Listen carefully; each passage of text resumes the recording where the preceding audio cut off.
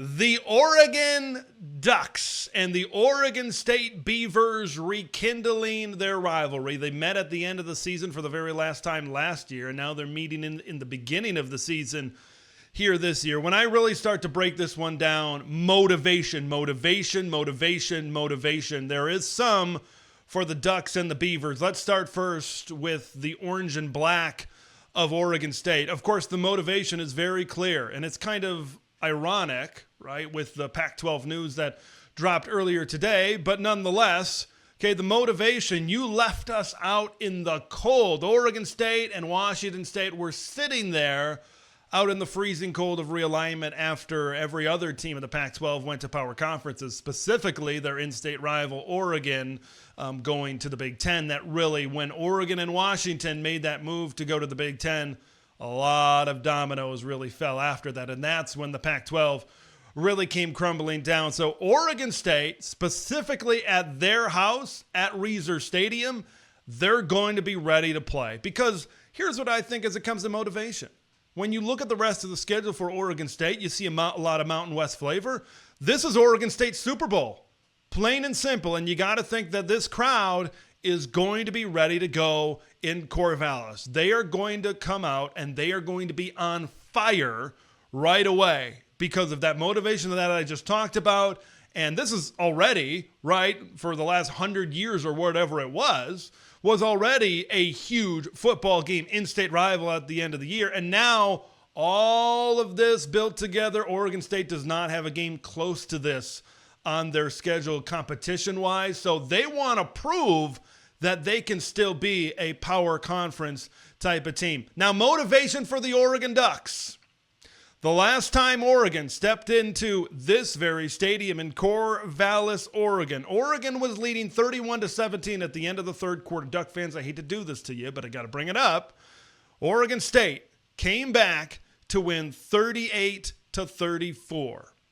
The Beavers were able to win in the very first year of Dan Lanning's head coaching reign. So there's going to be motivation that say, hey, we want to right that wrong that happened a couple of years ago, and we want to come into Corvallis and spoil this whole Pac-12 kumbaya that's going on right now. So the motivations of both teams, I think, are very interesting. Let's dive into these matchups. I think when it comes to Oregon, defensively, you saw how they were against the run last week. Now, Ashton Jeanty is probably the best running back in all of college football. So for him to do what he did against the Ducks, maybe you don't feel, ultra bad or ultra concerned after that. But Oregon State maybe comes into this game, seeing what the Ducks did on tape against Boise State last week and say, hey, maybe we can run the football because we've got a pretty good combination in the backfield as well. Jam Griffin and Anthony Hankerson have combined for 475 yards and 6 touchdowns on the ground the first 2 games.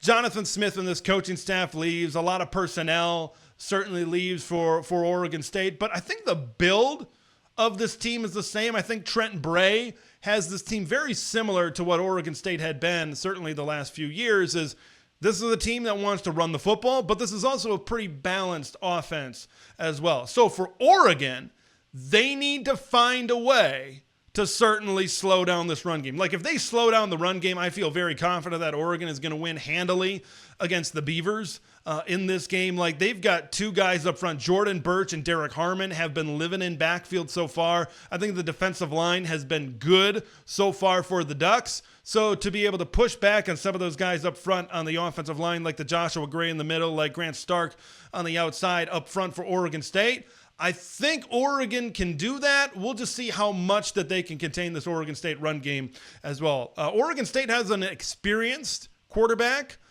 Giovanni McCoy has played a good amount of FCS football at Idaho leading up to this as well. Of course, Oregon, Dan Lanning said this in his press conference, watched a decent amount of Idaho film. So there is that crossover there. So they at least probably have some semblance of what Giovanni McCoy could certainly offer. But 25 of 36, 295 and 2 touchdowns versus San Diego State. So this is an offense that can still throw the football. But I still believe that the strength is in the run game. Can Giovanni McCoy, with a contained or stopped run game, go out and beat Oregon? I just don't foresee that happening personally. Let's talk about Oregon on the offensive side of the football. Of course, the huge talking point has been the offensive line. With the injury of Matthew Bedford, there's been a lot of shuffling up front for the Oregon Ducks. So I want to see them play well up front. I want to see them protect Dylan Gabriel well. I think that will show signs of progress going forward, because I know there's been a lot of things blowing up about Oregon. Wow, they're not as good as we thought they were. Are they or are they not a national championship contender? In my opinion, they got to shore up a few things. If they shore up a few things, I thought last week we saw this is still an explosive football team. This is still the team that still has some of the best weapons in college football. Like, they got those boxes checked. I think that they just need to shore up a few things in this rivalry game against Oregon State, show that they can do that, and then going into Big Ten play, I think that they'll be a lot more confident, certainly, going forward. Oregon's given up 7 sacks in the first 2 games. A guy that might want to take advantage, like if Oregon maybe doesn't show those signs of progression, it might be because of a guy by the name of Nico Taylor. 2 sacks, 3 tackles for loss so far this season. So he's probably going to be a guy that's going to try to target what Oregon has on their offensive line as well. So if they can contain him, if they can contain what Oregon State has up front, I feel very strongly about the Ducks in this game. In the end, I just think Oregon just has way more talent. Oregon is way more explosive. I think Oregon has a more potential to hit way more explosive plays in this game. I think you could see a lot of explosive plays from this Oregon offense. You started to see it last week, right, with Evan Stewart and those big plays over the top. Let's get maybe Tez Johnson going a little bit and see some more explosiveness. We saw it in the special teams, but I'm talking specifically on the offensive side of the football. Let's see that going a little bit more. I feel very strongly that Oregon can come out and make a statement. Both teams are going to be riled up for this one for different reasons. I'm looking forward to this one. I'm glad the Civil War is still on the schedule. Thanks for watching Big Ten Ted, where it's all Big Ten all year long.